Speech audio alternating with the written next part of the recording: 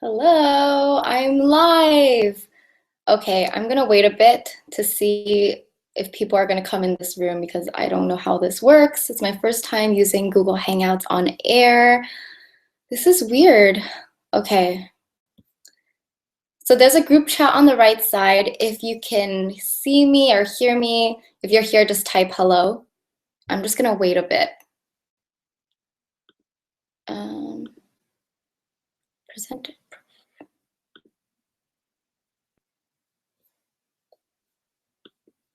So strange.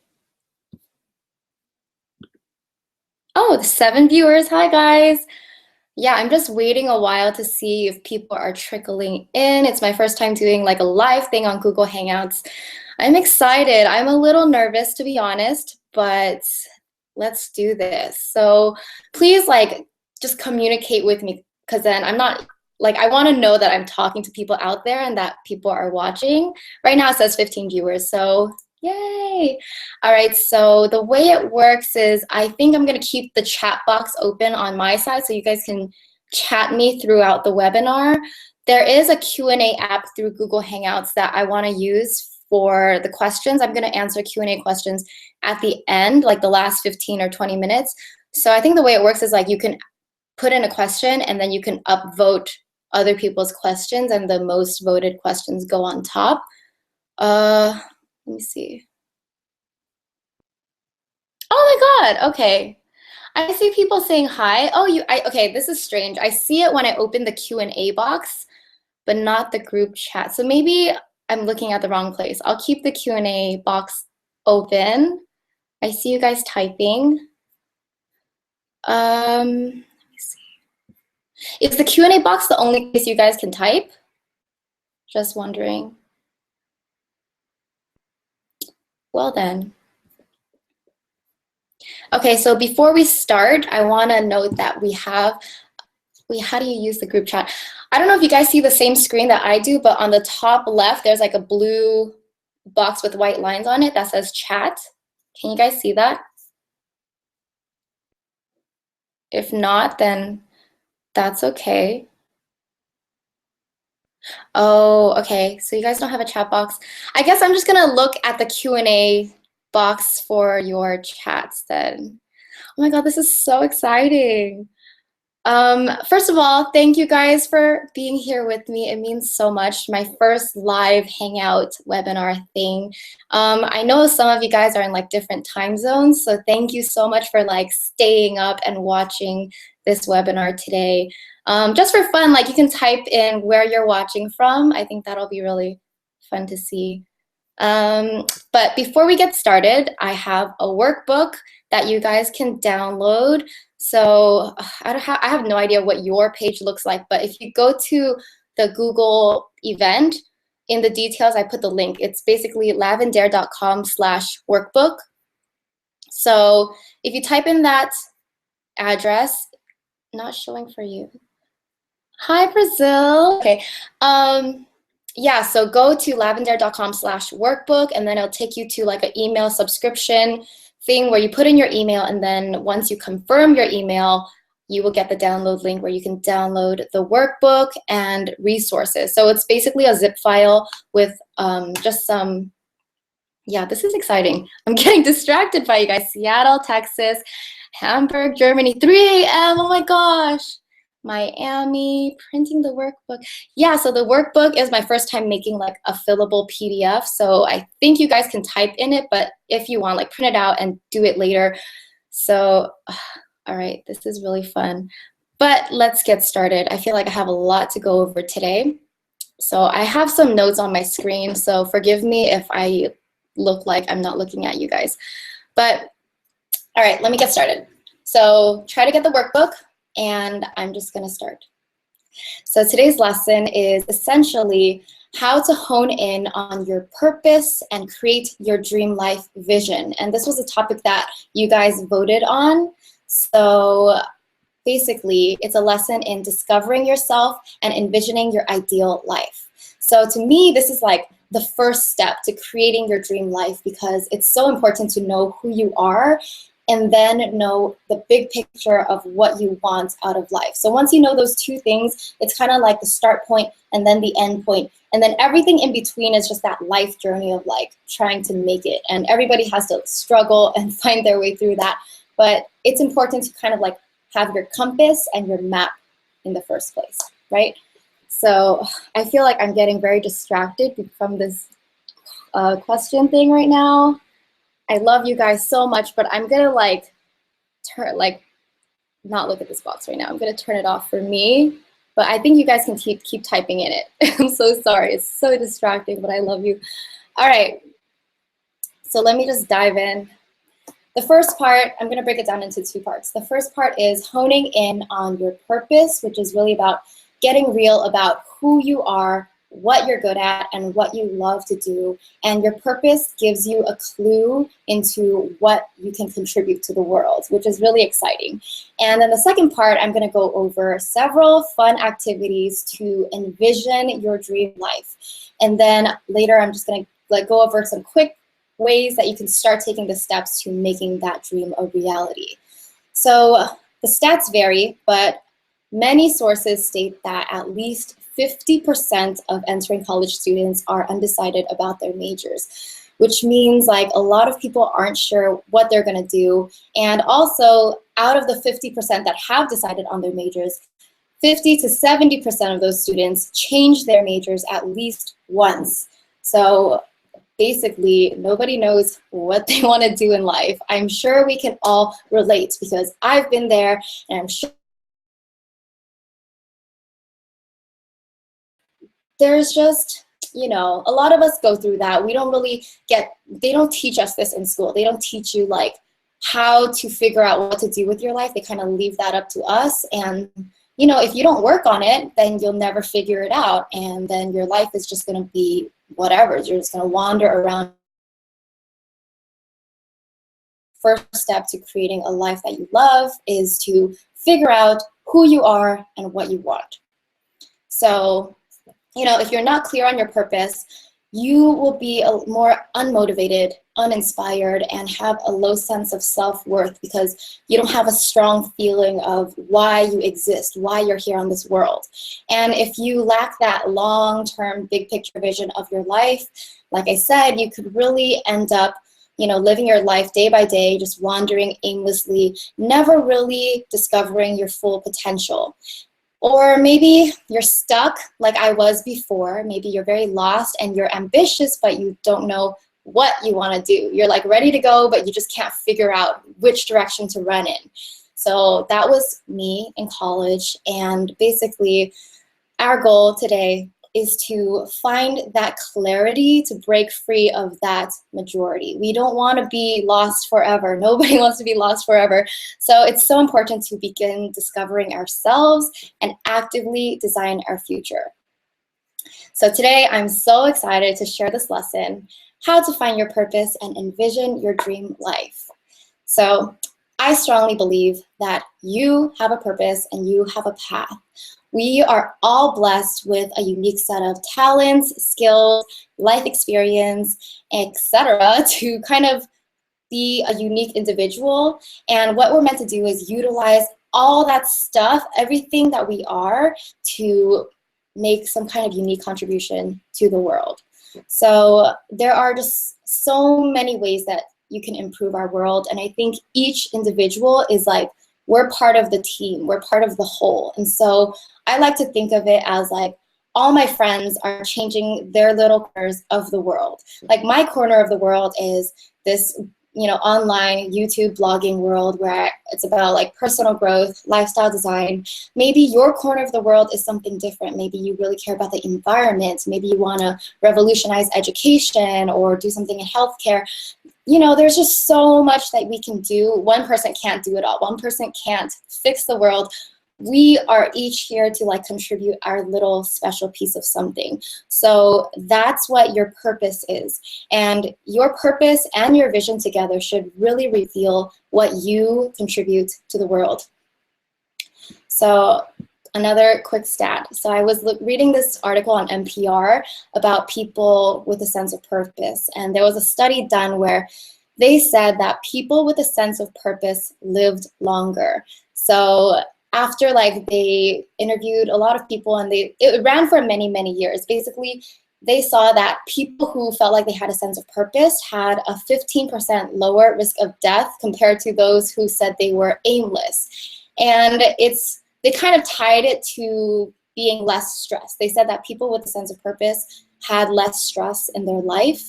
And stress leads to all these physical illnesses and heart disease, etc. So I'm saying that having a sense of purpose can extend your life and make you happier. And it's like win-win. Like there's nothing wrong with finding your purpose, getting to know yourself, and figuring out your vision for your dream life.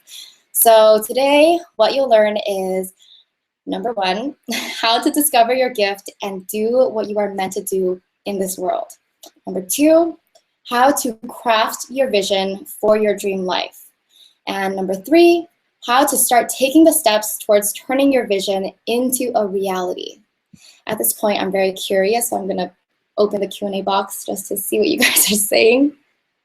And, oh yeah, there's a link for the workbook. All right.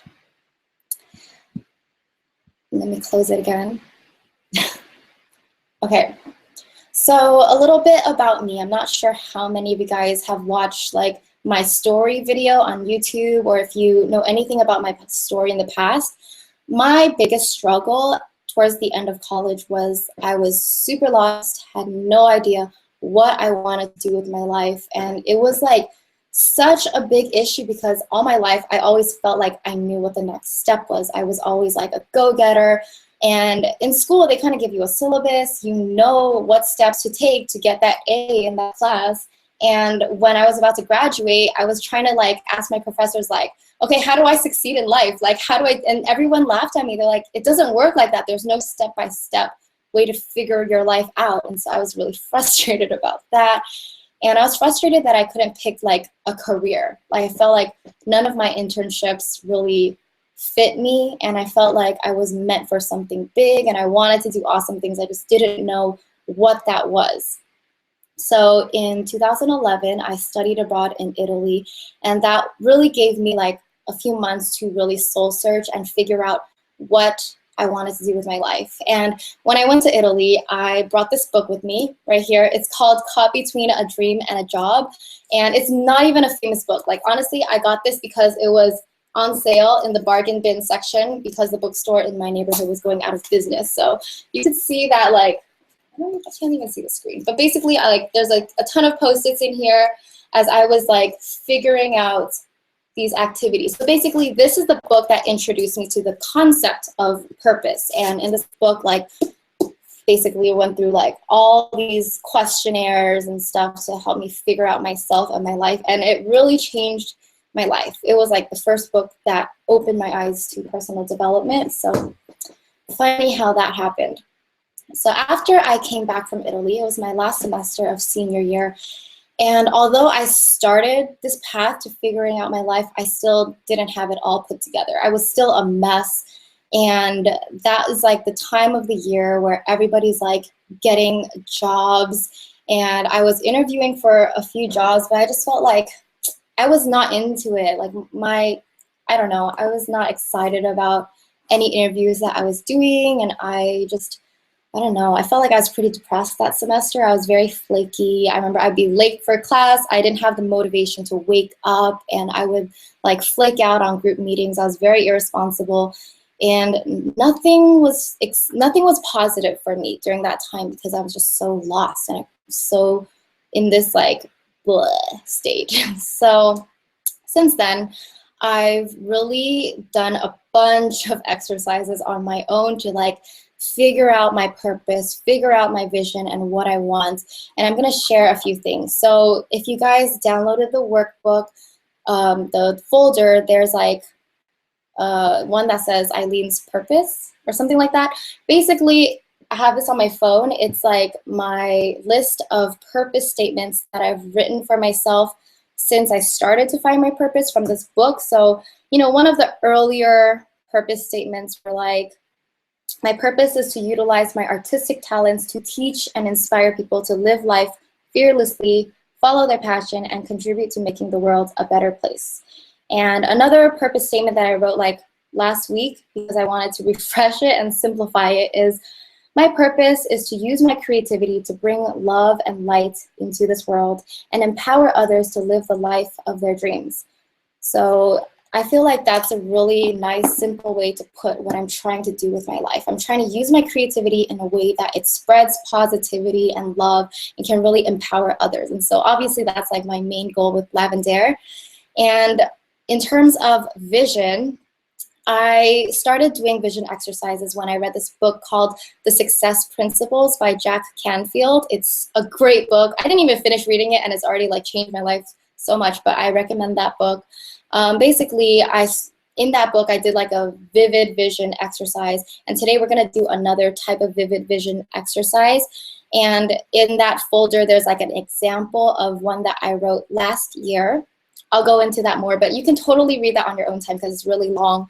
But other vision exercises that I did were my vision board. So this is my vision board that I created in 2014. I made it on Photoshop and basically printed it out. And let me show you another one. Actually, I should have showed this one first. This is another like vision type board. It's on this canvas. I made this in 2012, March. And this is like, you know, like I said, that last semester of senior year before I was graduating, I'm like, what the heck am I gonna do with my life? What do I really want? So I was just asking myself these questions like, why? Why am I here? Why? So, you know, why am I poor? And I just put all these things. And, you know, it takes time. Oh, also, one more thing. Another exercise I did that is kind of a vision exercise is this one that I invented called Current Me versus Future Me. And so this one, I also did it in March 2012, and I've made one of these every single year. So this is another one that I did in 2013. This is another one I did in 2014. And then this is the one, oh my God, I'm stuck. This is the one that I did in 2015. This one is so ugly, the drawing. But I actually didn't do one this year, and I should, but it's because I ran out of like pages in this notebook, and I feel like this was my notebook for this thing. Anyway, let me just quickly show you the first one. So basically what I did is I drew myself as I looked like in 2012, March.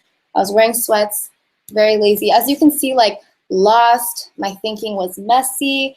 I was lazy, sad, bored, insecure, confused in my relationship. I was like being very flaky. I'm like, I need to stop flaking. I'm sorry, I slept through this, I slept through that, can I reschedule? I was seriously in such a depressed state that I would like sleep through lunch things that I had with my friends, and I would feel bad because I would stand people up, and I don't know, I was just very flaky. I kind of lost a few friends that time, but it's nice to know that some friends forgave me and friends stayed. But anyway, this is like, I painted the picture of what I looked like at that moment. And then what I did was I drew myself as I hope to be in the future. And then I basically painted the picture of who this girl was, my ideal future me. And so I put things kind of like, I have a clear mind, a good life, and I'm happy, balanced, successful. I understand me and my purpose. I'm finally in my life, I am punctual and responsible, because that was like an issue that was the hardest for me. But basically, like all this positive stuff, you know, inspiring, excited for life in the future, etc., etc. You guys get the point. So I've done so many of these exercises each year just to like figure out myself. And I feel like it's something that's ongoing. So you have to continually like define and redefine and redefine, because life is always changing and we're always growing. So for today, like just keep in mind that whatever you come up with today, it's totally not set in stone. It will change and you can edit it as freely as you want. So don't take it so seriously and just start opening up that conversation with yourself and have fun. So it's been 5 years since I started honing in on my purpose and my vision, and now I can say that I honestly feel completely aligned to my purpose, to my vision, and I'm really working on creating my dream in real time.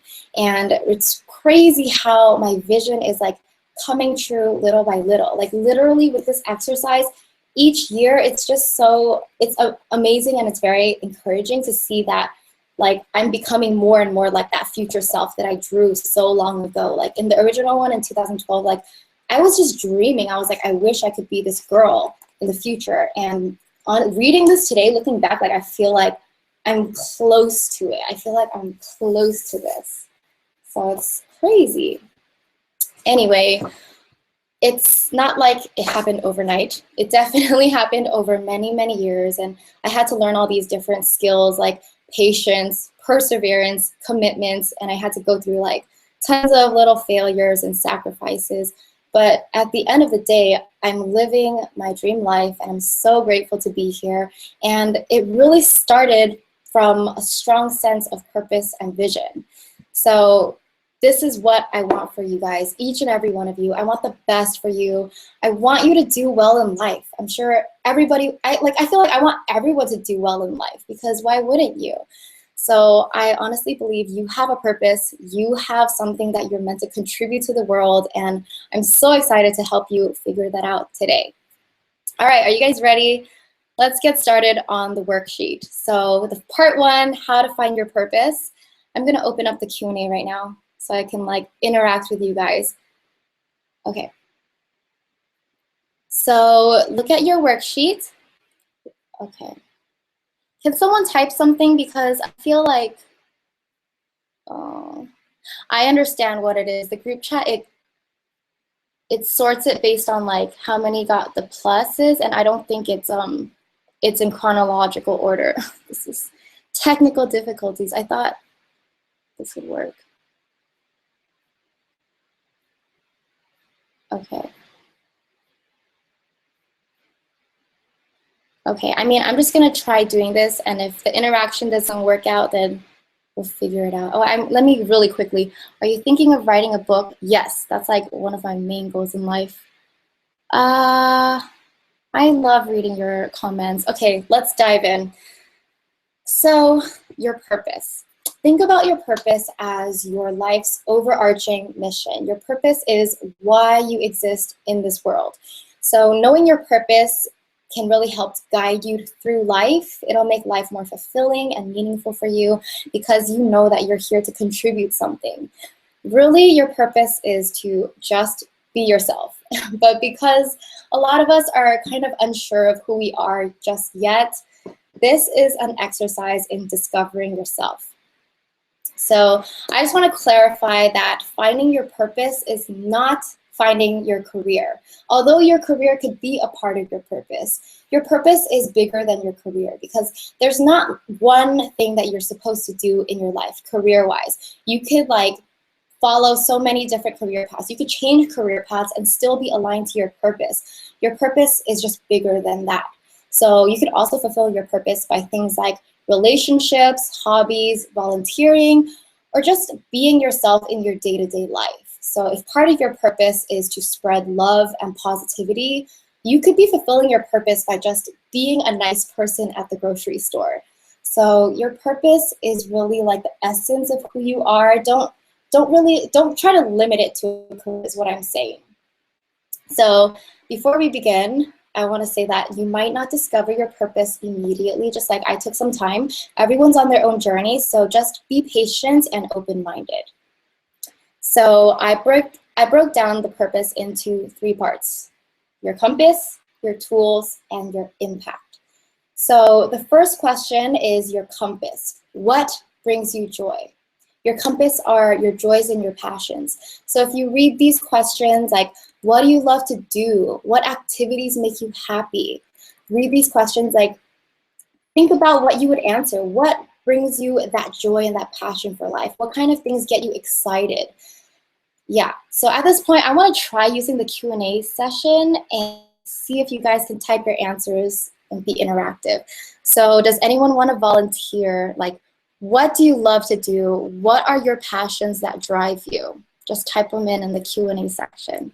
And as you're doing that, I'll let you know, like, I passions and my joys are singing, dancing, performing, connecting with people. I don't know, like I love to create in any form. Like I love to write, I love to visually like design stuff. Obviously, I like to film and edit and take photos and I don't know, everything creative. Jewelry. Sorry, I'm like, anyone else? Somebody? Anybody? Okay, I'm just gonna move on because I feel like this is hard to work with, this Q&A. I'm so sorry. I wanted to make this so interactive. All right, so essentially, your passions, whatever your answers are to this first question, these are your compass. So your passions are driven by your innate love and joy for life, and they're there for a reason. Each one of us has like different passions, different joys, and it's like, I don't know, it's kind of like you're drawn to things naturally, and there's a reason for that. They're your compass, they lead you to where you're meant to go. Oh, I see people with answers. I love performing Polynesian dancing, drawing anime, folding origami. Sounds like you're another very creative person. Helping others and seeing them succeed at different things. Brad. Oh, this is so nice. Yeah, so as I go over, like just keep putting in your answers. I love seeing them because we're all so unique. It's just so beautiful to see like what things drive us. Yeah. So the second question, what are your unique strengths? So your strengths are your tools. Let's look at these questions. What are you naturally good at? What comes easy to you? What do your close friends and family tell you you're good at? What is the one thing that people admire most about you? What problems are you good at solving? What do you do so well that you can't determine whether you're working or playing? It's basically for fun, but I can technically say it's work. Anyway, what were you doing when you were 100% at the top of your game? I love that question because it's like you think of the times where you felt so powerful. I don't know if you guys have ever felt those moments, but take note of those moments where you feel like you're like you can own the world because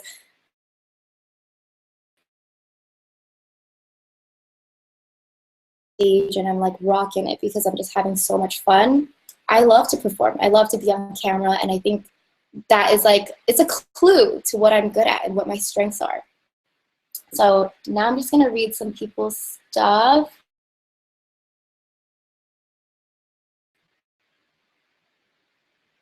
Yeah, all right, let's move on. Oh, so your strengths, I forgot to say, they're your tools. So you're given like a set of talents and strengths for a reason. You're supposed to use what you're good at in order.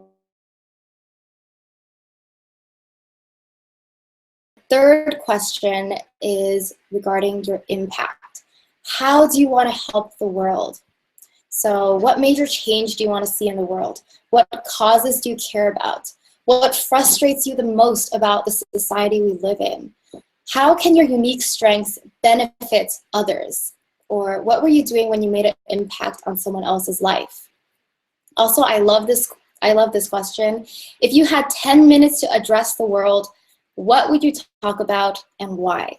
So really ask yourselves these questions and just do this after the webinar. Like sit down and really be honest about what kind of impact you want to make in this world, because like I said, we're all here to contribute our unique set of talents and skills and strengths to make some sort of contribution. And there are so many issues in this world that are worthy of being, I don't know how to finish the sentence. You know what I'm saying. So there's a quote, "Be the change you wish to see in the world," by Gandhi. That's one of my favorite quotes ever because there are a lot of tragedies happening in the world right now. A lot of things seem very unfair, and it can be really sad and depressing to focus on everything that's wrong in the world. But the point is, like, focus on the change that you can create. If there's something that bothers you, then be aware of what bothers you and be the change that you wish to see in the world. So do your part, be that living role model, take action in whatever way that you can. There's just so many ways that we could make an impact on the world. And like I said, like with each of our own unique contributions, we can change the world together collectively. I know it sounds cheesy, but I honestly believe that. So at this point, some of you might be thinking, like, what if I don't care about giving back to the world? You keep talking about contributing. What if I don't care? I just want to live my life and be happy for myself, which is totally fine. And let me explain, because basically when you're doing what you love, when you're doing what you want out of life, you're living exactly the life that you want to live, that is selfish, but at the same time, it's naturally beneficial to the rest of the world and society.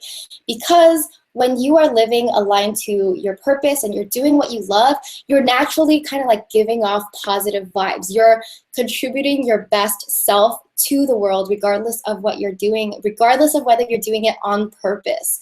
So I like to think about this example like imagine there are two doctors. One doctor is very passionate about like learning about the human body. He's always loved to he's genuinely interested in biology and he loves to help people. He's a very people person. He's just passionate about being a doctor. And the other doctor is somebody who went to medical school because his parents wanted him to, and he did it for the money, for the security, just because he felt like that was the best route to go. He's not necessarily passionate about it, but he just found himself in that path. Which doctor would you rather go to? I think everyone would rather go to the doctor who's passionate and genuinely excited about what he's doing, because when you naturally have that passion for what you do in life, it just feeds that positive energy. It trickles down into everything around you. And I mean, this is the reason why, for example, you'll encounter customer service reps who are really rude. It's because they don't like what they're doing. So if they were doing something that they enjoyed doing, then they would be making it would be a positive energy rather than negative vibes. So sorry, I had something in my nose. All right. Okay, so now I'm gonna read what you guys are typing. I wish for the world to be welcoming to everyone and no one judging people based on hate and prejudice. I also want to change the way our cities work for a more sustainable social world.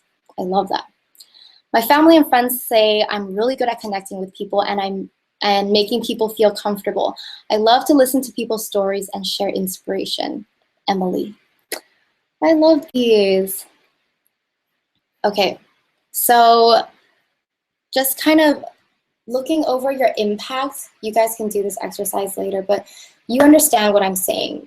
Your fulfillment in life comes from contributing your unique gifts to create some sort of positive impact in the world. So after you've answered these 3 questions, it's time to look for patterns.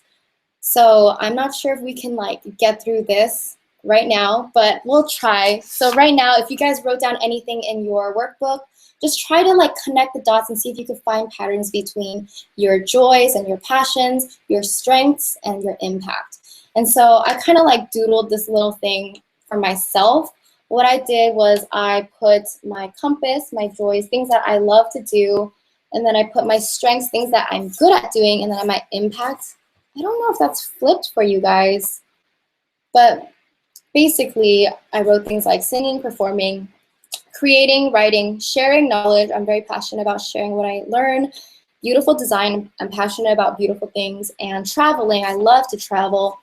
So here in my strengths, I have, I like to think I have strong communication skills. Writing, speaking, visual formatting. I've always been really great at putting together posters and that sort of thing. And the class that I did best at in school and college was called business communications, where we had to write memos. And I was just really good at formatting information on a document. So if you could think of infographics and things like that, I really like to put things together. Even the worksheet, the workbook that you're looking at right now, I had a lot of fun putting that together. So those are things that I'm good at. And let's see, impacts. I care about improving education, empowering young people to do awesome things, women's rights, just spreading love in general, social good and positivity. And so I color-coded what connects to each other. So I guess my passions for creating connects to my strengths in like visual formatting and speaking and writing and editing. And that connects to like, I can use that to, you know, create content, empower people, spread positivity. And here, like, I love to share knowledge and I love to learn, I love to read, and I put here I'm open-minded. So all of this stuff is like, you know, educating the world. I care about like education, opening people's minds and that kind of thing. So I know it's like just a little example. This might not be the way that you do it. You can do it any way you want. Basically, the goal is to look for patterns and try to connect who you are. And the last part is to write your purpose statement. So this is a time where you will sit in quiet reflection and ask yourself, what is my true purpose in life? And just let that answer come to you. You could take your time later on. Just be as elaborate or as simple as you'd like. As long as you feel like it captures your overarching life mission, it's okay. So you can see that I put some examples on that workbook. So Oprah's purpose is to be a teacher and to be known for inspiring my students to be more than they thought they could be. And there's another purpose statement that I really like by Amanda Steinberg, to use my gifts of intelligence, charisma, and serial optimism to cultivate the self-worth and net worth of women around the world. So I forgot to mention this. The rule of thumb that I've created is like, your purpose is to follow your compass and use your tools to make a positive impact on the world. So as you can see by Amanda's purpose statement, she really like starts with her gifts, which are her compass and her tools. So her gifts of intelligence, charisma,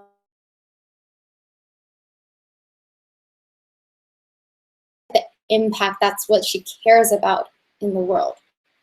So I hope that made sense for you guys. If you have any questions, you can ask them right now before we move on to part 2. Let me read what you guys wrote in the Q&A. Yeah, it's just all out of order, but oh, it's not flipped, you can see. Cool. I would talk about women's rights. I wonder if you guys see like the questions in the same order that I see them. All right, I think, okay, yeah. It's a little bit confusing because I'm like rereading some comments. But, oh my gosh, no. I guess we can move on to part 2. I don't want this webinar to be too long. So the few exercises that I already kind of showed you guys today were the vivid vision exercise that you have an example of in your folder, the vision board that I showed you, and my current me versus future me comparison reality check doodle thing. And I'm just going to go over the vivid vision because I think that was really helpful for me. And the one that I'm going to do is one that I found out from Marie Forleo. So if you guys follow Marie, you might have watched that episode or something. But basically, there's a handout in the folder called Vivid Vision Chapter, and it's an exercise taken from a book. Essentially, what it is leaning into the future 3 years and just envisioning your life, what you want to see in June 2019. So sit somewhere where you feel inspired and just write as much as you like. It's really important to go as detailed as possible. Really try to paint the picture of what you want your life to look like by June 2019 and really like step into that person who you are. And make sure not to focus on how you'll make these things happen. Just focus on where you will be and what your life will look like. So some questions to prompt you are, what are you doing with your life at the moment? How do you feel? I think it's really helpful to like feel those emotions that you want to feel in the future and paint that picture. Where do you live? What people are around you? How do you spend your time? What does your day, week, or year look like? And consider looking into the following areas like your health, relationships, career, personal growth, creativity, and happiness. So you guys can see my vivid vision example in your folder. It's really long, so please read it later when you have time. But yeah, I think this is a very like digging deep into yourself and Also, dreaming big, because you're going to keep this vivid vision with you in your phone or somewhere that you'll read often, and it's going to kind of be that map. It's the map to take you to where you want to go. So at this point, I know some of you guys might be like a little uninspired. You might be like, what am I doing in 3 years? Nothing. Where do I live? With my parents, maybe? So if you feel like you're not excited to answer these questions, like ask yourself why. Why are you so uninspired? Like maybe you just have to work on your creative juices and really dream big. I know sometimes it's hard to dream big because you want to be realistic, but this is not the time to be realistic. You can seriously write like, I'm driving my new flying car. Like you can really write that, and I'm not gonna judge you. I don't care. Nobody cares what you write. Only you are gonna read your vivid vision. So be honest with what you really want in the future, and don't be afraid to dream big. Something that I've learned is to aim the highest that you can ever imagine.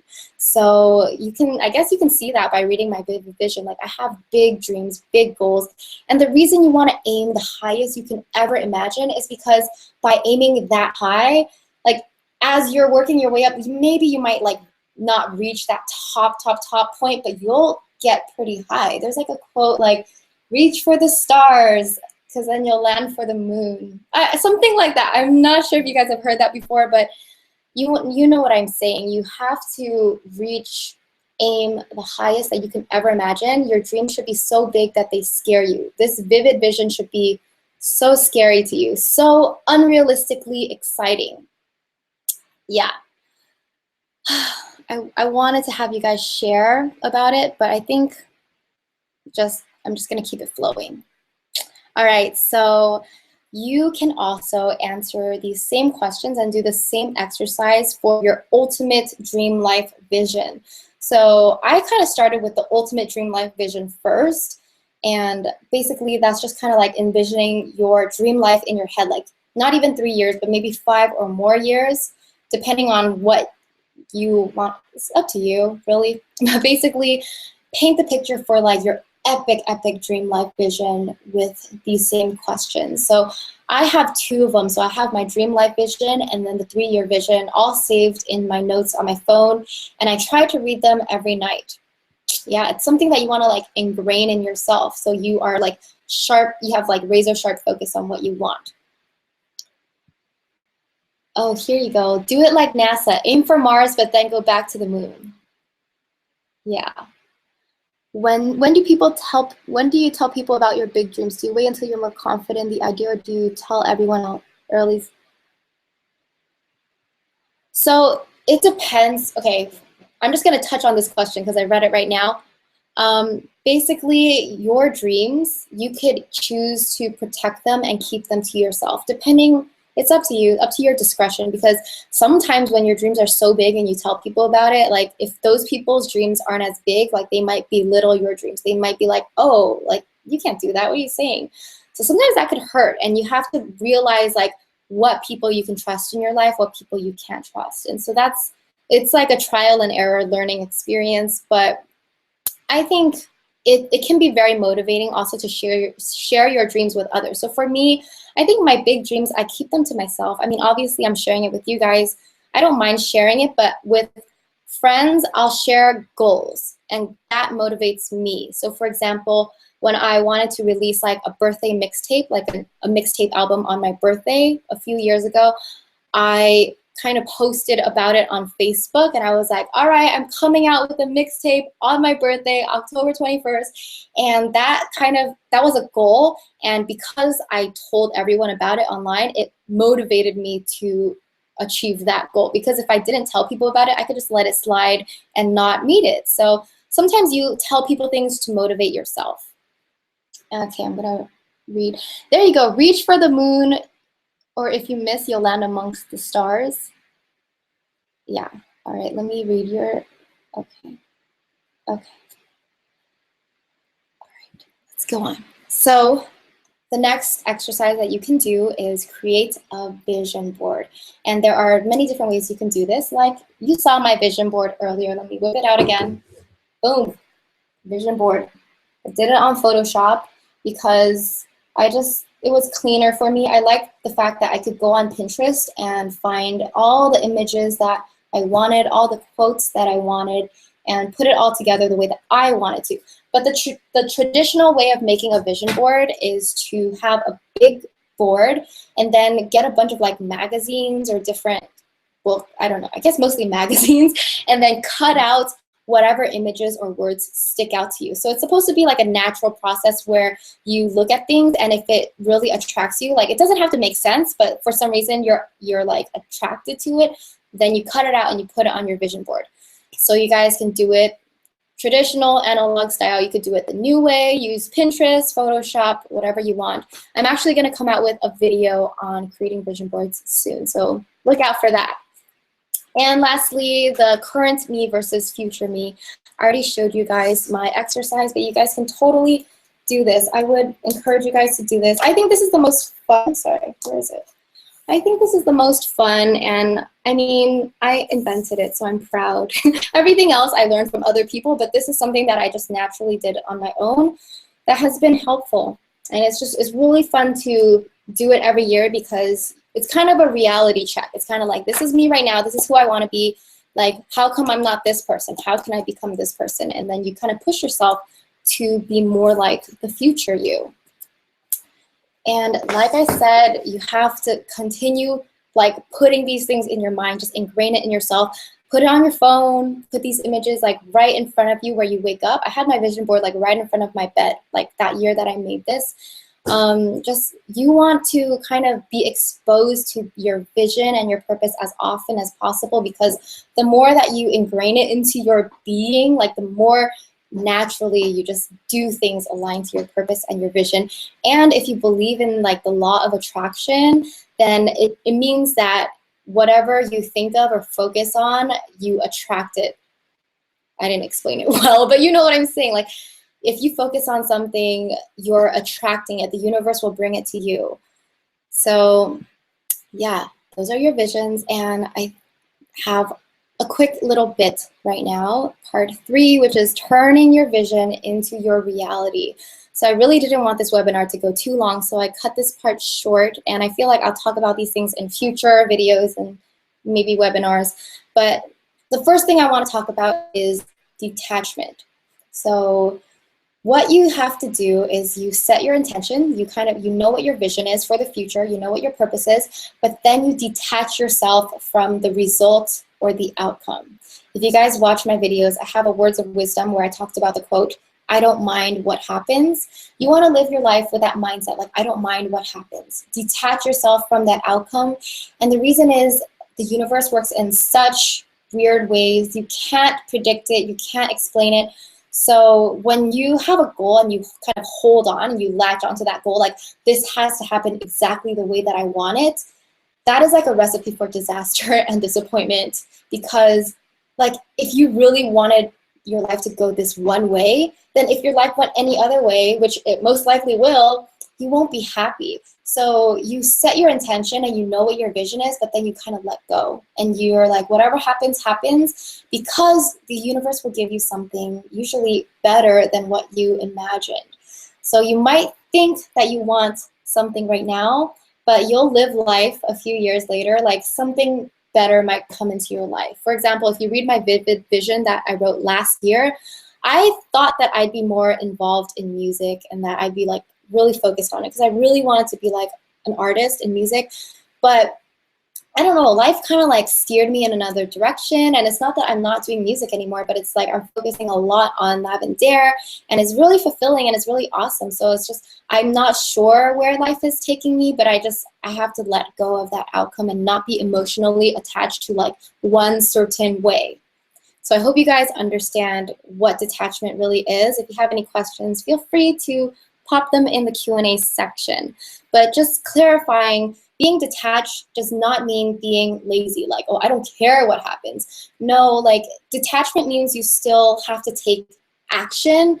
It's just like you focus on the things that you can control and let go of the things that you can't control.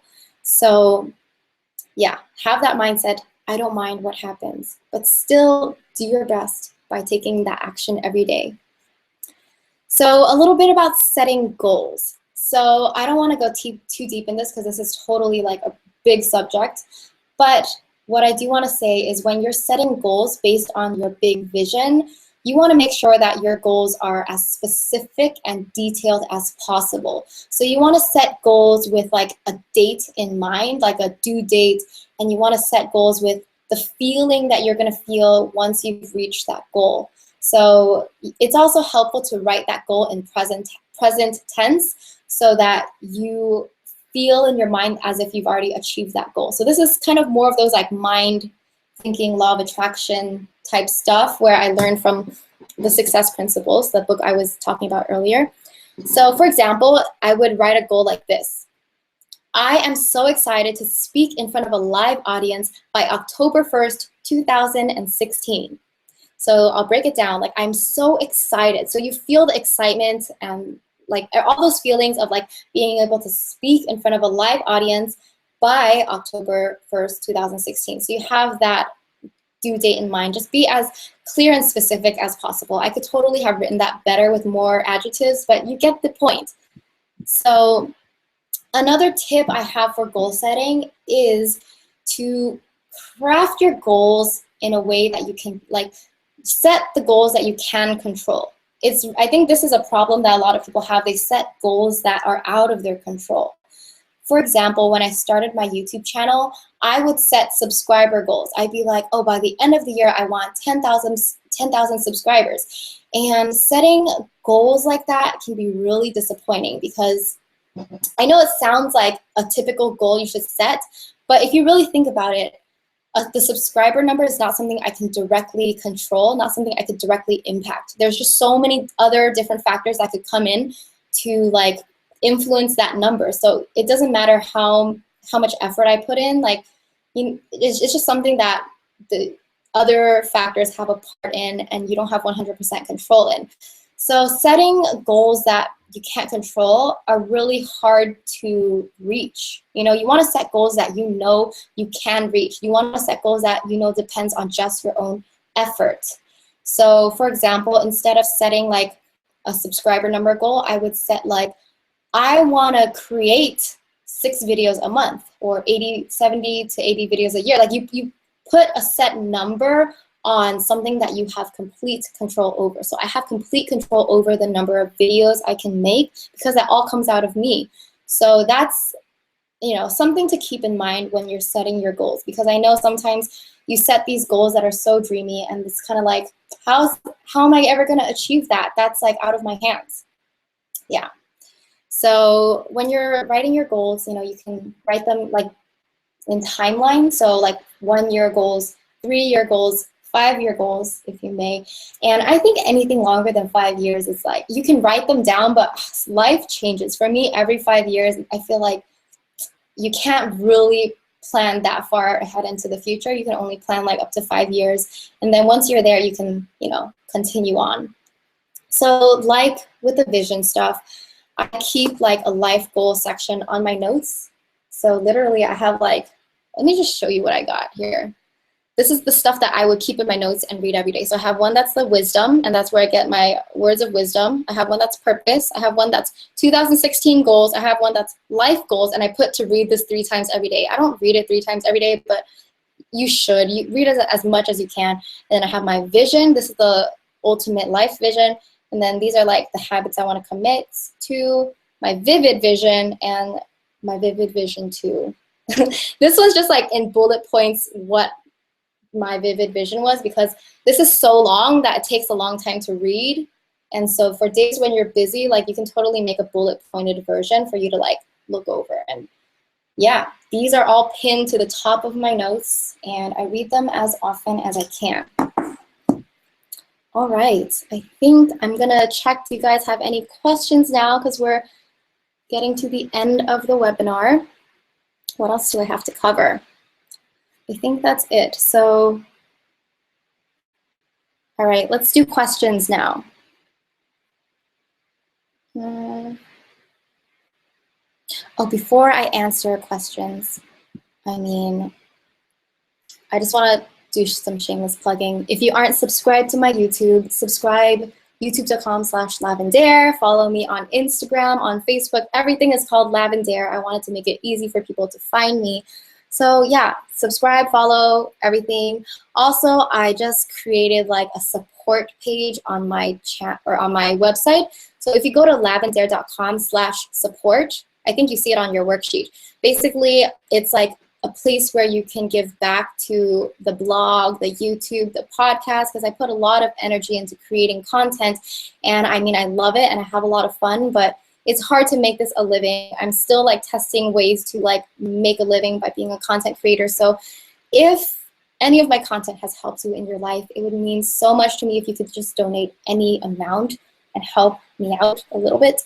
So yeah, just if you want to support, it's there. That page is there. If you're not ready to donate money though, there are like tons of other ways that you could support me by like I said, following my social media channels. What I really, really need is like podcast reviews. So if you listen to my podcast and if you genuinely like it, then please write a review on iTunes. So I think that's what I have to say now. Now I'm going to take some questions. So the first one I see, how would you advise dealing with anxiety? Oh, I could press select.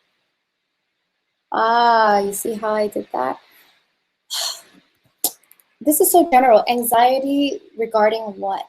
I'm not sure what you mean by anxiety, but in general, if you have anxiety, I would look into meditating. Meditate like 5 minutes a day. Start easy. Start with like 2 minutes, 5 minutes. Just even before I did this webinar, I meditated for 10 minutes because I have to get my meditation in if I'm feeling antsy. Like I was a little bit nervous for today. So I went and I just sat in meditation. Basically, you just close your eyes and you just focus on your breath, kind of try to clear your thoughts. Your thoughts will automatically be there. You just observe your thoughts and don't judge yourself. Just relax. I think meditation really helps calm the nerves. That's like a very general answer, but yeah. Okay, so let's see. What was the website for donation? Lavendaire.com/support. If you go on lavendaire.com right now, let me see if I could screen share. Okay, let me do this. Okay, let me try to screen share this. How do I screen share? Screen share support Lavendaire. All right, do you see this? Do you see this? All right, it says support here. Basically, this is the button that you click. It'll take you to PayPal, and you could donate whatever you want. Honestly, $1, whatever is fine. I thought I'd make it fun. I put some like Lavendaire specials, Lavi Love specials. So if you donate any of these tiers, you'll get these perks, which are mostly like thank yous in videos and podcast episodes, Snapchat shout outs, free call with me. If you, I'm not sure what kind of call you guys would like, because I could do like life coaching calls, but I could also give like advice on creativity, for minimalism and decluttering. You can ask me questions about life. So I kind of left it open, like I said, right here. So if you can, it would mean so much to me if you could just support a little bit. And if you're not ready, that's totally fine. Up to you guys. So let me keep answering some more questions. Okay, do another webinar for that. These are really cool. You should make it a regular thing. Yeah, I think I want to make it, I'm going to plan how it works. Maybe like once a month, once every other month, I'll do like a live webinar thing. I'm also curious, like, are you guys even interested in seeing me live? Like, not just for a webinar, but like to hang out live and answer questions, because there's all these other platforms like YouNow, Camcord, Periscope, whatever. And I've been wondering if I should do that, like for fun. I could totally just like sing for an hour. I don't care. I'll take song recommendations and play on the piano. But I don't know if you guys would rather learn or would you rather just hang out with me. So please answer in the questions. I think it's really good for me to get feedback because I honestly don't know what people like. So it's really helpful. All right. Let me see. I'm like rereading some things. I'm so sorry. I love your podcast. Oh, thank you, Ray. Is it hard reflecting on those hard times in your life, the stories you share in your podcast? Yes. I don't know if you watched my video on getting uncomfortable with being uncomfortable, where I launched my podcast. You can check that on my channel, but basically I talked about how it was really hard for me to share those deep, like, childhood painful stories from my past. I like sometimes when I think when I prepare for the story, when I'm writing my notes, that's when I go over the story for the first time, and that's where I'll like cry. And it's, yeah, I was like, I didn't know how I could deliver this podcast without crying. But like for that podcast, I don't know. I actually recorded it with this woman, Nancy, and I don't think I cried. I didn't get that emotional, but actually I re-recorded that one. It's called Rewrite Your Stories Through the Eyes of Love. So the one that you guys heard, that's episode 2 on my podcast, that's actually a re-recorded one because I wanted to do it better on my own. So I recorded it by myself, and there were times where I like choked up and I just couldn't like finish. I'm just like, and I have to like redo it again and just edit those things out. So it is hard, but I think it's cathartic in a way for me to share those stories. And it's like, I would never, ever, ever share those stories if it wasn't for being an online person. Like, I don't share those stories with my friends. It's too deep. Like, I don't know. I think on a rare occasion you might share those stories with your friends, but it's very rare to like ask your friends like, oh, so what are your like most painful childhood moments? So anyway, I think it's good to have the podcast as an outlet to share those kind of stories, because I really think that it could change and inspire people's lives. So let me go. I really like this webinario. Thank you, Gabriella. I wish this wasn't all out of order. Okay, how do you motivate yourself to stick to a strict daily schedule as a content creator? I find myself procrastinating often and then feeling rushed to meet deadlines I've set for myself. By Heather Garner. What's up, Heather? So, I've come to a point where I've made it a habit to create content. In the beginning, it was really hard. My first year of Lavendaire, I mean, I knew I wanted to be consistent, like come out with 1 video a week. But if you go back to my old videos, there were like lots of gaps in between too. And I made a video called Resistance, like about the war of art. Because when you're a creative person and you care about creating something, the fact that you care about this creation makes you not want to do it. That's called resistance, because you're scared to tackle that problem. And it often looks like procrastination. So literally yesterday, I was procrastinating working on this webinar, working on that workbook, because I was scared. And if you guys follow my Snapchat, you'll see, like I talked about it really quick. So, but how do you motivate yourself? You create a habit out of it, and you set a schedule for yourself to work. The way that I set my schedule is Monday and Tuesdays are shooting and editing days. And so I have to just wake up, get ready, and shoot something.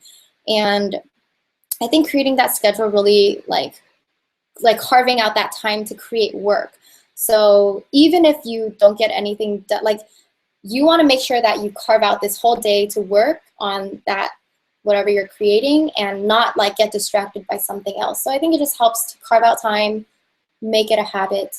And like I said earlier, it motivates you to tell people when you're gonna publish something, when you're gonna come out with something, and then you like rush to meet that due date. So for me on YouTube, I say I post every Wednesday, a video every Wednesday. So that's my motivation. So many times, like Tuesday, I'm like, shit, I have to make a video. Oh my God, what am I gonna do? So, but I get it done because I have to, because I want to deliver on Wednesday. So, I mean, nobody's perfect. So just be easy on yourself, but you know, these are some tips that you can keep in mind. All right. Hanging out live is great. Thank you, Marius. Marius or Marius? I'm sorry. All right, I think you should do a mix of both. This webinar was great, but it'd be cool to talk on Chill You Now or Periscope. Nathaniel from London. Hi. Okay, so yeah, thank you for staying up with me, Nathaniel. It makes me so much. He's like from London. But yeah, okay, so another question is, what live platform do you prefer? You Now? I don't know. Feel free to put that in there too. All right. Let's see. Can you make a video on how to plan goals specifically? I'll consider that in the future. I feel like I'm rereading things now. I wish, yeah. So random, could you speak in Chinese? I could speak in Chinese. I speak Mandarin and Cantonese, and both are not super fluent, but I can get by. Like I speak to family and I've been to China, so I don't know. Okay. I don't know what to say. I'll do this another time. I don't like being put on the spot like this. All right, love this live interaction. Let's see. All right. You are motivating and thank you, Mina. You're so sweet. Aw. Okay. All right, all right, all right.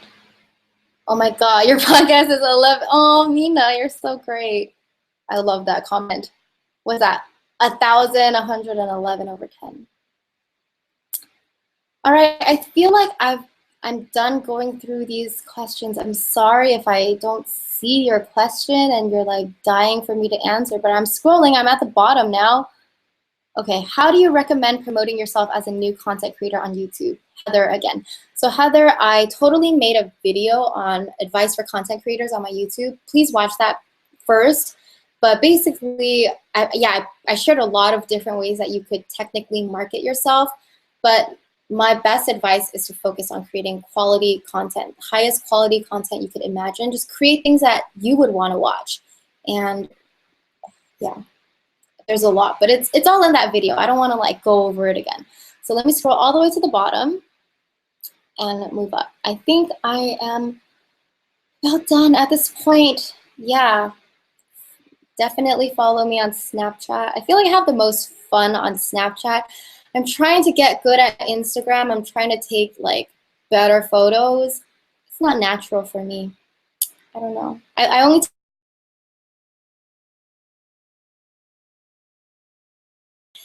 And I was watching back, like as I was editing that video, I realized how long I take to filter photos. I literally take at least 10 or more minutes. And I wanted to put 3 examples of photos for that video, but 3 examples was too long. I spent so long editing a photo. I was like, this is so boring.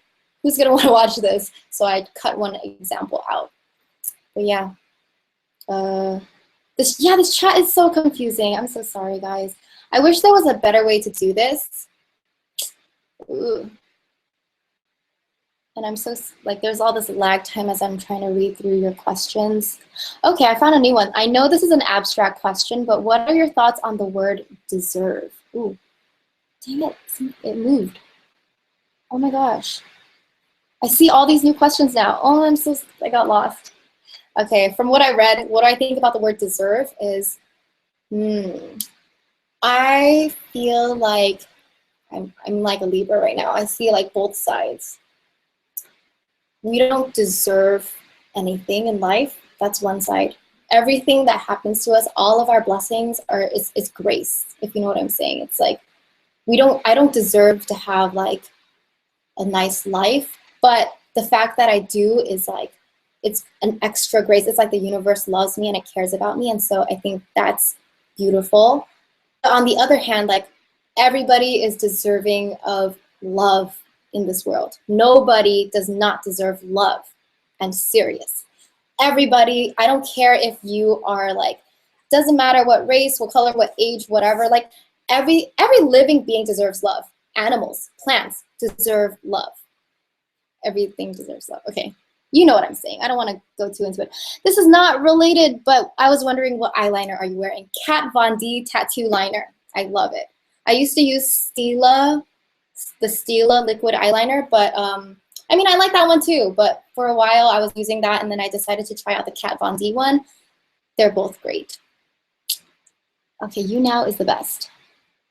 Okay, I'm at university and there are a couple of subjects I don't actually like, and it's hard to keep motivated on the overall career. Any advice for that? By Melly Di Lorenzo.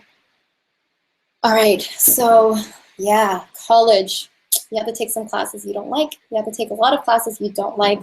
I am not a good example for that because I was literally the person that didn't go to class 50% of the time in college. Like, but I always like made sure that I knew what I was doing. I always studied for the finals, and so I did well in classes. But I I think my mind wasn't in school. I wish I could, if I were to go back to college now, I'd be like so excited to learn. But then I understand that when you're there, like there's so many like social life and factors that it's hard to stay focused on school. It's hard to stay motivated and even enjoy going to class. But what is my advice? My advice is to focus on your long-term goals in the big picture. Understand that like if you know what you want to do, like if you've done the vision exercises and you know what you want to do, part of creating that vision is to graduate from school. And so I would just, yeah, just do your best. Find something that interests you. Maybe you're like looking at it from one angle, but maybe you could look at it from another angle where you're like, that's interesting. So whatever you're learning, try to see how you could apply it to life or the real world. Even if it's something as abstract as like art history. Like I really liked my art history class actually, because when I took that class and I was like traveling around town, like I would see churches and I'm like, I know the name of that dome. That's a basilica. Like it's kind of nice to be able to connect. Oh, someone's calling me. Sorry. It's kind of nice to be able to connect what you learn in class to what you see in the real world. And I know sometimes it's hard to make that connection, but I think everything that you learn is, I mean, it's part of the human story and human experience. So everything is relevant. Don't ever be like, oh, this is useless. I'm not going to use this in my real life. Everything is relevant. Even like, just even the most abstract concepts. All right. Okay, done with that question. I'm going to take a drink of water. I'm like so thirsty right now.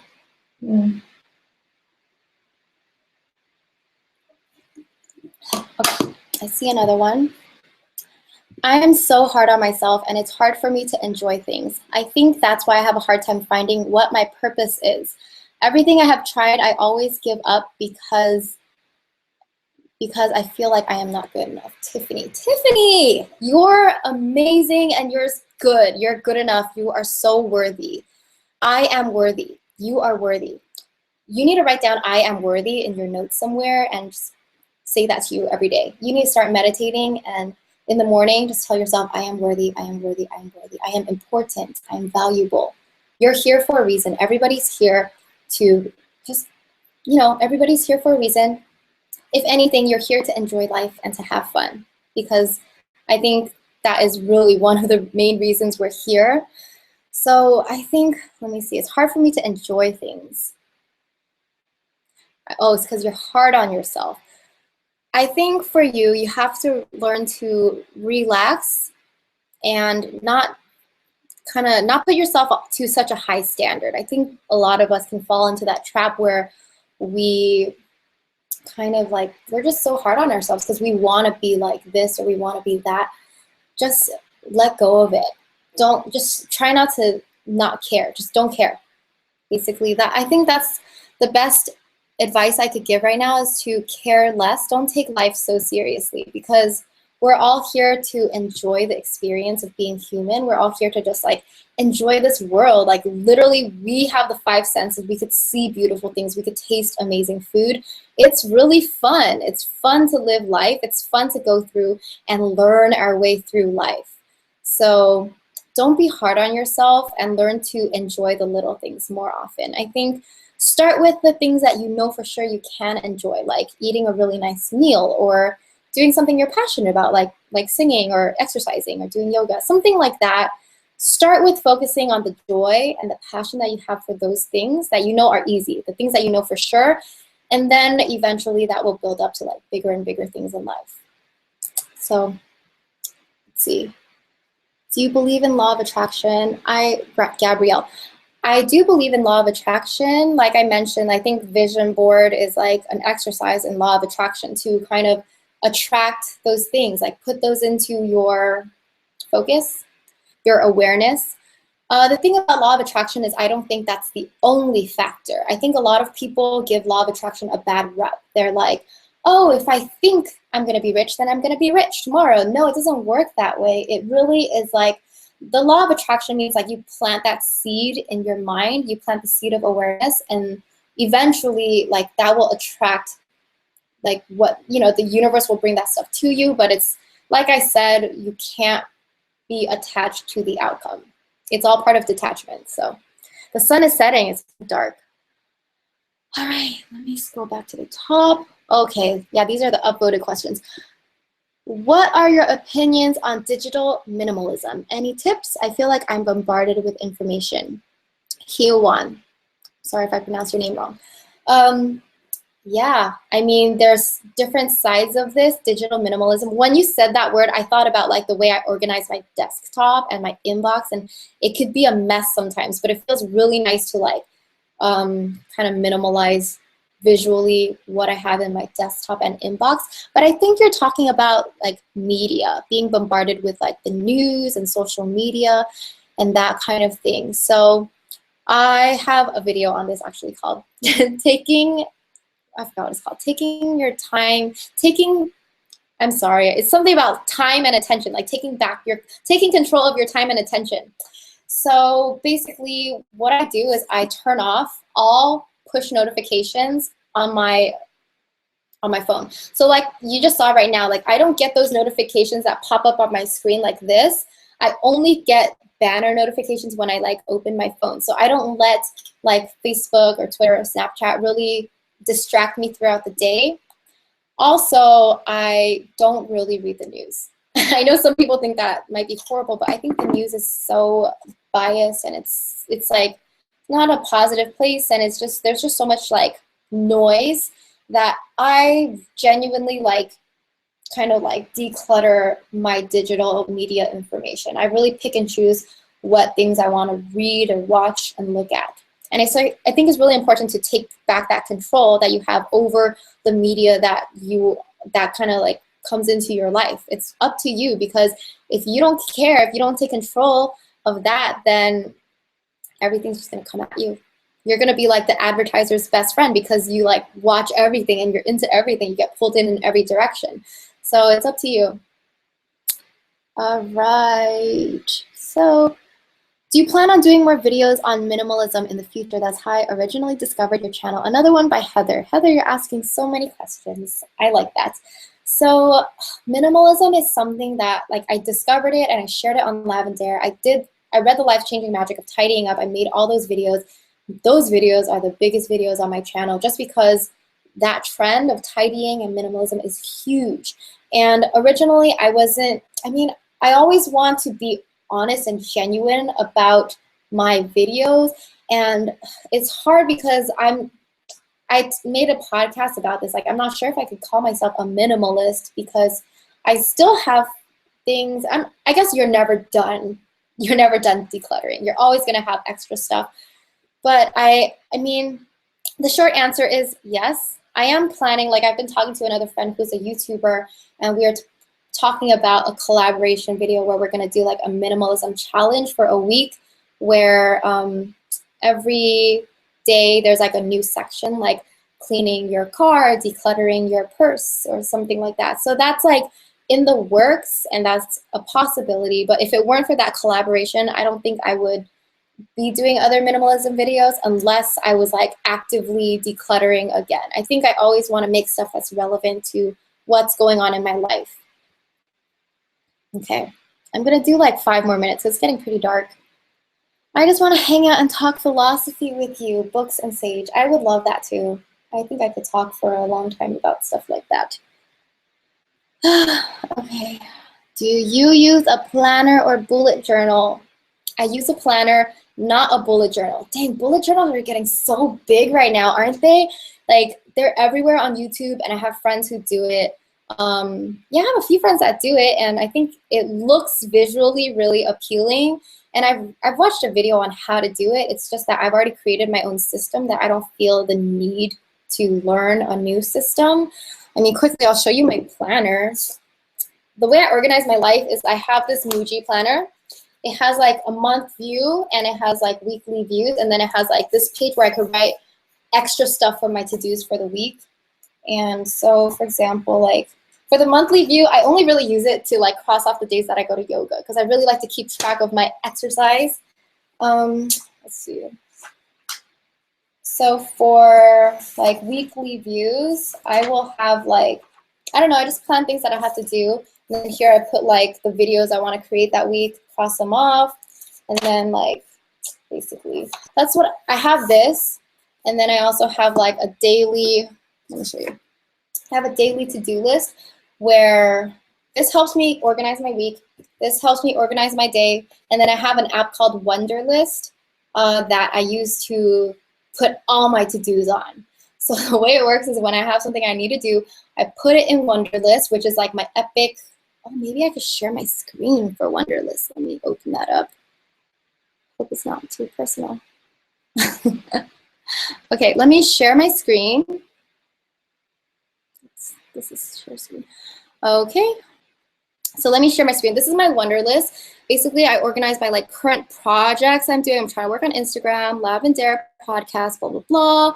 Home, these are the things that I need to do at home. These are my things I need to do on my computer. These are things I want to do in music. Lavendaire, I have shoot and edit. I have like ideas. This is not all my ideas, but I just basically have all these like to-dos. And basically, it's like, hold on, let me stop. I feel like you're looking into my life. But basically, I put everything into Wunderlist, and then as I start a new week, what I do is I look into my Wunderlist, or I mean, usually I already know what I need to do. I put in those like appointments, to-dos, and then every time the night before I start a new day, I write down my list of things I need to do that day. And so on the left, I always put like morning pages, meditate, yoga, and read. Those are the habits I want to do every day, and then these are my like to-dos. So I didn't mark it off, but I meditated today. I'm gonna do yoga later. All right, what else? What would you do if all your coworkers are negative people and you just want to start over but don't know how to meet new people because you're socially awkward and introverted? I relate because I'm an introvert too.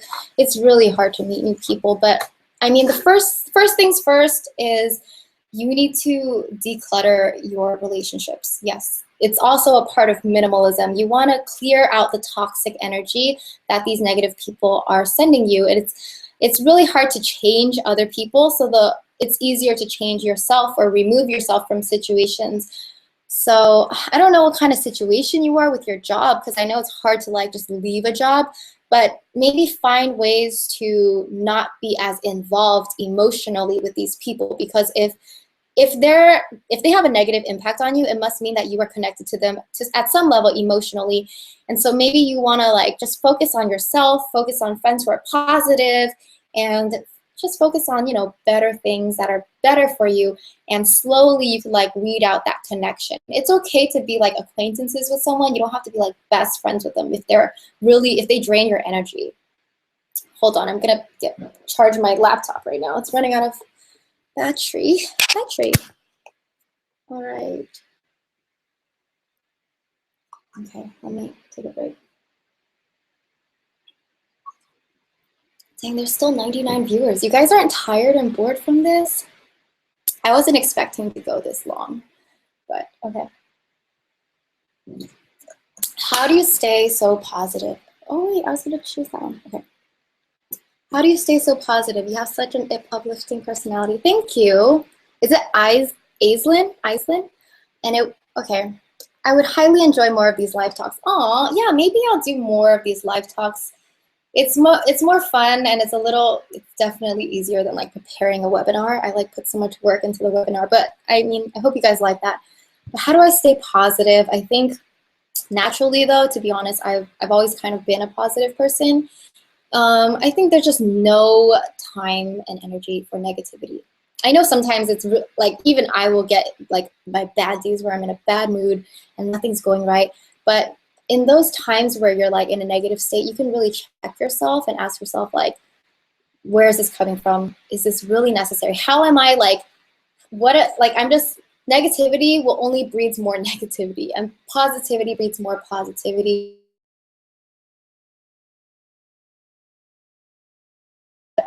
I'm gonna say this, look for the love in the world. Look for the love that's around you. There's love all around you, literally. Like I look at my neighbors, they have this cute golden retriever. That's love. It's so beautiful. And like, I don't know, there's love everywhere. You see like a friendly security guard, that's love.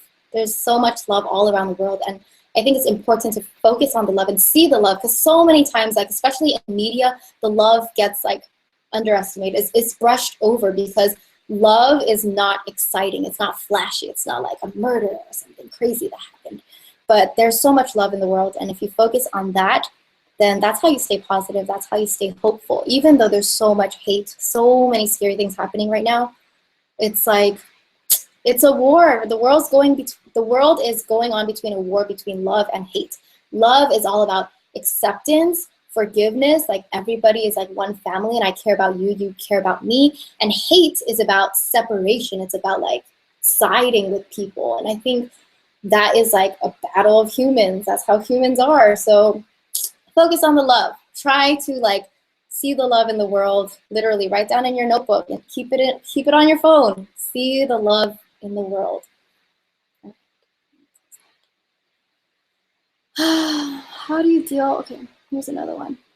How do you deal with bad days? Do you still stick to a productive routine even when you're not feeling it? By Ephrata. All right, how do I deal with bad days? Sometimes I just don't do anything and I just lay in my bed. To be honest, some days you just need to like eat ice cream. What I do when I feel bad, and this is horrible, emotionally eat. I know that's a really bad habit, but I'm not saying that's what you should do. I'm just being honest.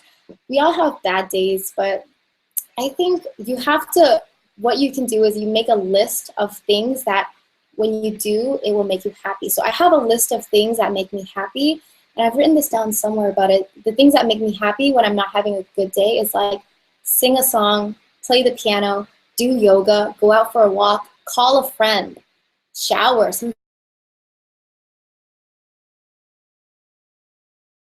Just find those little ways that you can pamper yourself, that you can step out of your zone of like bad day. Maybe like just go out for a walk and it'll make you feel better.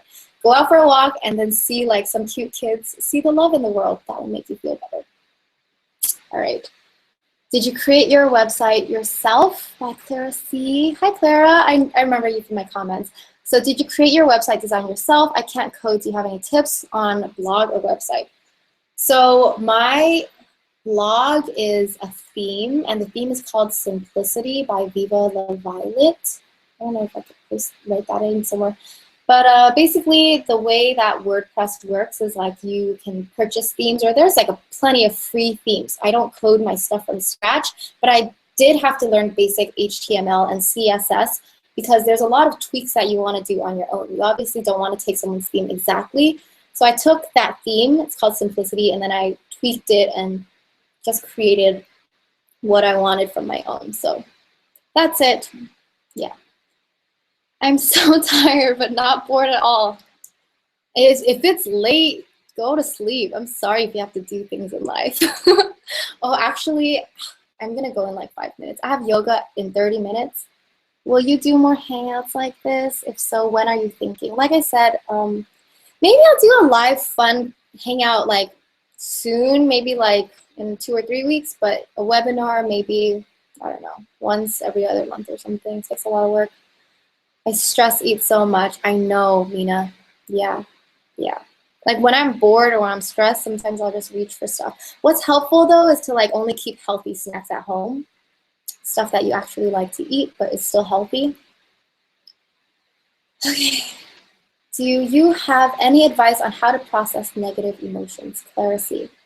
I think I went over this earlier. I did go over this earlier. I'm sorry. I'm just going through these questions. Oh, okay. This is a new one. Emily, how did you explain to your parents that you created a career with YouTube?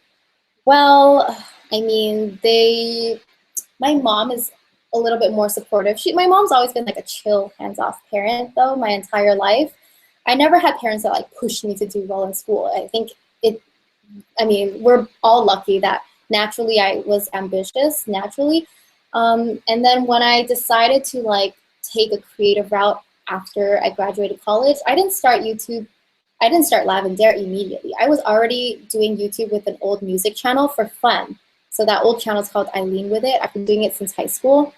And after I graduated, I put a lot of time into music because I was trying to become an artist and come out with albums and produce and write my own songs. It was during that period, like 2012 to 2014, that I was working on music. I was also working part-time at the night market doing PR and marketing, and I was auditioning for like acting and hosting roles. that was a time where it was really, really, really frustrating for me and my parents, because my parents, I mean, parents just want the best for you. Parents always just want their child to be safe and secure, because they don't want to have to worry about you. They want to relax, and that's natural. You know, you have to think about it from that perspective. They love you so much that they want you to be safe. They don't want you to struggle. So with my parents, I think when I was lost and they saw me struggle and cry all the time, they just encouraged me to like, just get a job, just get any job for right now. You don't have to figure it out right now. Don't be so hard on yourself right now. That's what they were trying to do. And they wanted me to like consider grad school, which to me, I'm like, I'm not going back to school. I wasn't even that into school when I was there. But yeah, I think when I think after a while though, when I started Lavendaire and it started really growing and I really came into what I wanted to do, personal development, lifestyle design, that was when I explained to them like the big picture, like I want to be a personality, I want to write a book, I want to like go on TV and talk about this kind of stuff. And this is like last year or like in the past year and a half where they finally understood the big picture. They're like, oh, so you kind of want to be like Oprah, or you kind of want to be like this other Chinese famous person. And I'm like, yes. And then they finally understood what I was going for, because I think during those years where I was just doing music, I mean, I think my dad, like he didn't want me to do music, and I was like still dancing. I was on two dance teams, and he was like, don't go to dance practice, stop dancing. But my dad's really conservative, but I mean, yeah, in general, now I'm very, very lucky that they both understand what I'm doing and that they support what I'm doing. They both understand that it's a long, difficult journey to get there, and it's not exactly like a step-by-step thing. But I mean, at this point, I feel like I'm eased. I used to feel guilty because I felt like I was disappointing my parents, but now I feel like I'm fine. Yeah. Okay. You found any new apps? Have you found any new apps since you've made here? What's on my iPhone video? Let me see. I've stopped using Waze. I've stopped using a lot of things. Actually, this is a bad question to answer because I don't have any new apps, so sorry. All right, I think I am finishing up and I'm gonna head out. Let me just go through this one more time. Also, I'm traveling to Europe next week, which is why I've been just scrambling to finish all these videos and podcasts in advance. But I mean, yeah, just wanted to share that. I'm gonna be away, so I'm gonna like pre-schedule those videos and podcasts, so I won't be as responsive in the next 2 weeks. Okay, let me do like a couple more questions. Okay, this is fun. Who has been the biggest influence on your life? What lessons did that person teach you? I can't say that one person had the biggest influence because so many people had like their share of influence on my life. I mean, obviously my family from when I was growing up, my family, my cousins, my aunts, my uncles, my mom, my dad, my brother. I love my brother so much. You guys, you have to meet my brother. I feel like you have to know him naturally face to face. My brother is so funny. He's like the class clown type of guy. He's like really, my brother's my inspiration. I'm getting emotional because I love him so much. Okay, I need to stop. Okay. But yeah, okay, let me go on. So I had a professor named Dr. Sandy Green at USC. He was the professor that really taught me how to like think outside the box. The class that I took with him was called Strategic Management, and it was like a class about strategy, business strategy. And strategy is like something that you can't teach exactly, but you can kind of like give examples based on stories. So a lot of what we did in that class was like watch documentaries on like wars and war tactics, like kind of like the ways that, you know, kind of basically strategy, like chess, that kind of stuff. So that was really interesting. It's very influential because he taught me how to open my mind, how to think in new ways. And this line, which is noblesse oblige, I'm not saying it right. It's a French phrase. I don't even know how to spell it out for you guys, but noblesse oblige, and that line is called "the noble are obligated." And that's one of my favorite quotes because basically it means that if you are blessed, if you are like noble and you have, you know, the basics of what you need in life, you're obligated to help others who don't have it, who are kind of less, better, like worse off than you. I don't want to say that, but you know what I'm saying. Like, if you are blessed to be living in the first world and you have an education, then you're already like in the top one, I don't know, 1, 5, 10%, whatever. You're in the top percentage of our society and the human race. So because that you're so blessed, you're kind of obligated to give back and help where you can. And that's how I want to live my life, because I feel like I'm very blessed and I just want to help. I don't know why I'm like, ugh, I can't answer my questions right now. All right, I think I'm done. I don't want to answer anymore. I'm tired, but thank you guys so much. Oh, one more question. What countries are you traveling to? So I'm going to London because my best friend works in London. So London for a few days, and then Nice, France, because I've been dying to go to the French Riviera. And then I'm going to go to Rome and Milan. And Milan is where I studied and lived for 5 months. I'm so excited to go back to Italy because I love Italy. I love so much about it. And then after Milan, we're going to go to Berlin. So I've never been to Germany. So I'm excited for that. If any of you guys are in those countries, shout out. Maybe like tweet me or something. This is so fun, but I have to go. I'm so tired. And I need to go to yoga. But thank you guys so much. I'm probably going to read through these questions later on. So just type whatever comments you have. If you had the workbook and you like gave me your email, then I'll send you an email later about like your feedback on this webinar so I can do it better next time. I love you guys so much, and I definitely will be hanging out with you guys live very soon. So thank you so much. Bye.